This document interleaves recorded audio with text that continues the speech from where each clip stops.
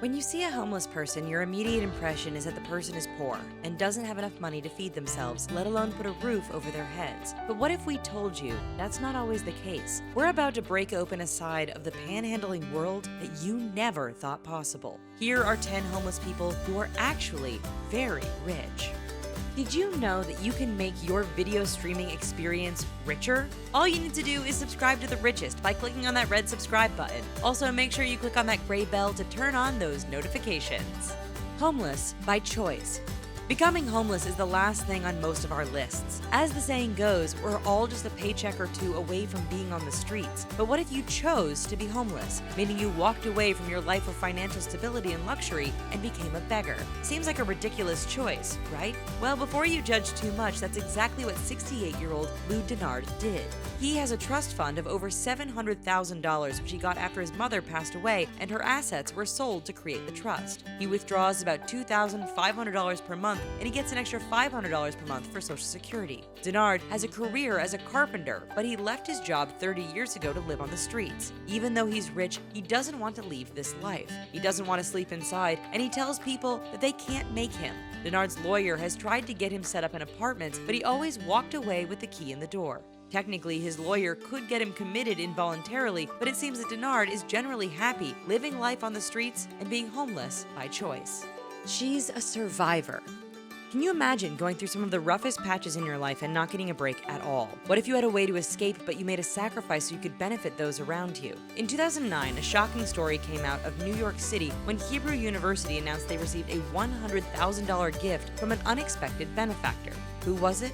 A homeless Jewish woman who survived the Holocaust and lived on the streets of New York City. It's hard to imagine to not only survive one of the worst periods in world history, but then to live life on the streets. The unknown woman lived out the rest of her days from a shopping cart. She was also employed by a Jewish man to help move his car periodically so he wouldn't get ticketed in exchange for a hot meal and a place to stay. By the time the woman passed on at the age of 92, she had saved up over $300,000. While it is unclear how she got this small fortune, it seemed that she lived frugally so that it would benefit the Jewish people upon the execution of her will. Homeless billionaire. When you've stayed at a hotel, you probably fantasized for a moment that you could just live in that nice, fresh room. But if the blacklight test freaks you out, then maybe that's more of a nightmare than a reality. In the case of Nicholas Berggren, he's known as the homeless billionaire, and is perhaps the richest homeless person to have ever walked the earth. All of Berggren's possessions stayed in a paper bag, and he refused to own a car. The successful businessman literally has a knack of creating billions from Trump change. So why didn't he want to settle down and actually have a place to live? Apparently, his work was demanding a lot of travel from him to the point that he was in 14 cities a month. It was actually just easier for him to sell his New York apartment and call hotel chains his home.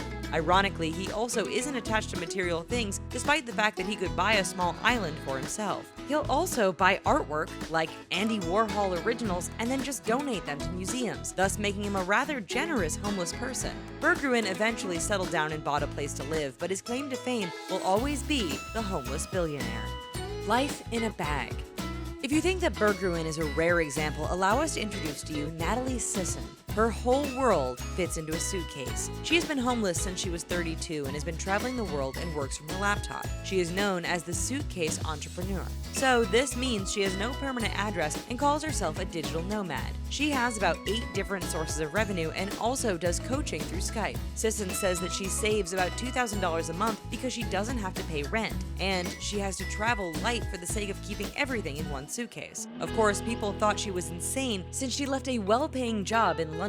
You won't find Sisson panhandling on the streets though, even though she is technically homeless. Today she is earning 6 figures from her online entrepreneurship and teaching social media and marketing skills online. She has 17 SIM cards for her mobile phone, bank accounts in 4 different countries, passports from 2 different countries, and has a permanent residency set up in a 3rd. Sisson is planning on slowing down a bit since it's hard to maintain a love life when you're a nomad traveling the world. Surprise inheritance. Imagine that you're living on the streets with little to no money to your name. Then some random person comes up to you and says that you've inherited a hefty estate of $100,000. That's exactly what happened to Max Melitzer, who was living in Utah and was homeless. He became homeless in 1990 after his wife and 2 friends were lost in a car crash, and Melitzer was driving. His brother didn't want to see Melitzer homeless, so when he passed from pancreatic cancer, he left his brother $100,000. The brother was in New York and Melitzer was in Utah. It took the family over a year to locate him. Initially, he didn't show up to his court date to claim the money. Eventually, he made his way to New York and he apparently spent some of the money on cars and a night at a Red Roof Inn. After that, Melitzer faded away into obscurity except for random pop-ups in the local media about how he was doing. It is unknown as to whether Melitzer still has the money, but apparently a good deal was spent to help him live an independent life. You've made it halfway into the video. Let's celebrate with a quiz question.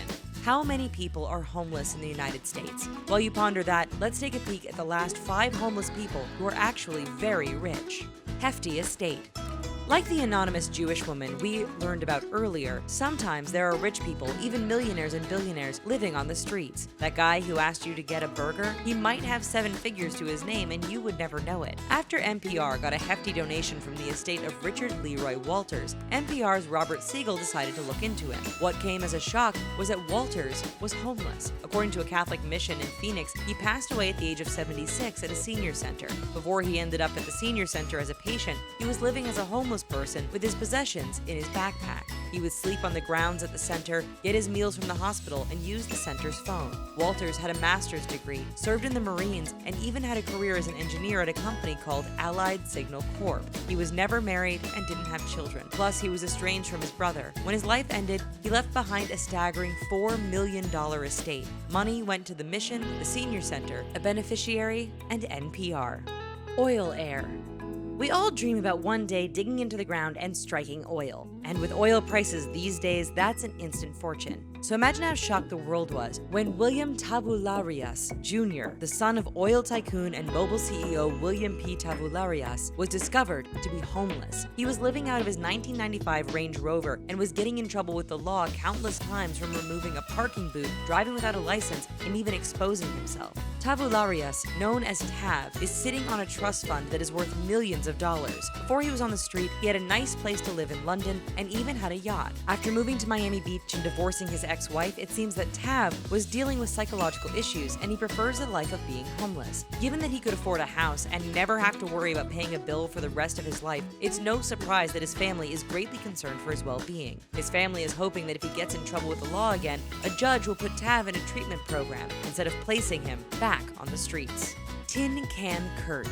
If you live in a town where you can get money for recycling cans and plastic bottles, then you know the struggle of collecting all that stuff and then lugging it to the recycle center. Basically, you need a lot in order to make even a buck at these places. With this in mind, may we introduce to you Kurt Tigerman, better known as Tin Can Kurt. He lives his life on the streets and was homeless, but it wasn't until he passed that it was discovered that he made millions from recycling cans. Kurt pretty much used that money to play the stock market, and he ended up being a financial genius. But the citizens of the coastal Swedish town he lived in had no idea, not even his family. After Kurt passed on to the next life, his family was left behind to argue over who would get that hefty sum of money. It's kinda tacky to hear the story since Kurt was homeless, and it didn't seem his family was that interested in helping him when he was alive, but they still want his money. We'll leave the judgment up to you. Cavemen brothers.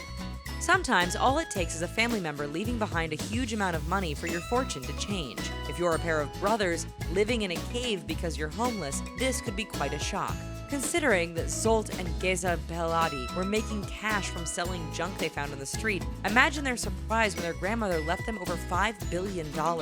For a while, they were living homeless and didn't even realize the money they had. Their maternal grandmother passed away while she was living in Germany, and like Melitzer, lawyers were scrambling to locate the 2 brothers. Along with a sister living in the US, the brothers will literally never have to work another day in their life. No longer would they need to live in a cave. Even though the grandmother may or may not have known about the brothers' existence, per German law, direct descendants are automatically entitled to a share of the estate. Because the grandmother's daughter was also gone, the money went straight to the grandkids. The brothers had to prove their identity in genes, but that's fairly easy. When asked what they wanted to do with the money, the brothers dreamed of finally finding partners and going back to school.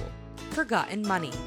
Ever found any money in your jeans or coat? That's a pretty awesome feeling, isn't it? What if you discovered that you had an entire bank account in your name with tons of money in it? In 2015, John Helinski made the news when he realized he had a lost bank account. Wait, how does that work?